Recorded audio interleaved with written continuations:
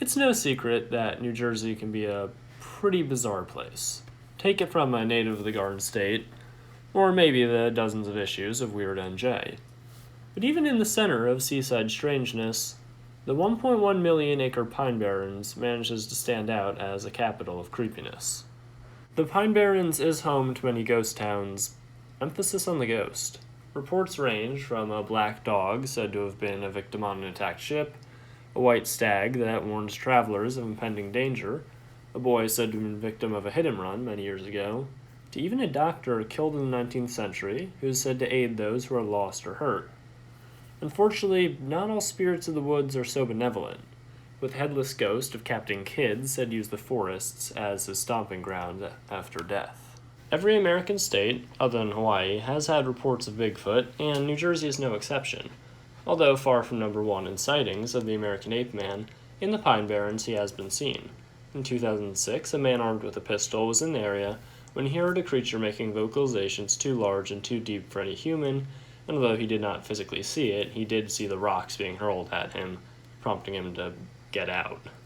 More recently, in 2018, a woman with her husband saw a 6 foot tall man beast covered in brown hair hop across the road while driving through the Barrens. In her own words, I'm driving, and in a split second I saw something brown on 2 legs and about 6 feet tall sprint behind the car in the area we were just in.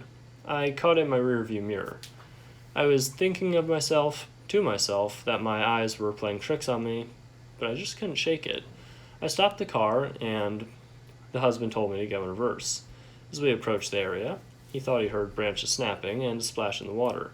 He didn't see anything, so we drove on. North Jersey has had more reports of a scarlet, soul-windowed Sasquatch known as Big Red Eye, but it is possible there's something pushing Bigfoot out of the Pine Barrens. Now, what could that be? Of course, you can't talk about the Pine Barrens strangeness without talking about the Garden State's resident cryptid, the otherworldly Jersey Devil. The legend's details have shifted over the years, but the story goes roughly as follows. In 1735, Mother Leeds of the Leeds family was pregnant with her 13th child. Overwhelmed with the burden of raising that many offspring, she cried out that this one would be of the devil. Well, it seems she got her wish, as according to folklore, the child was born with a horse's head, cloven feet, a tail and wings, that he used to fly out of the house minutes after the delivery.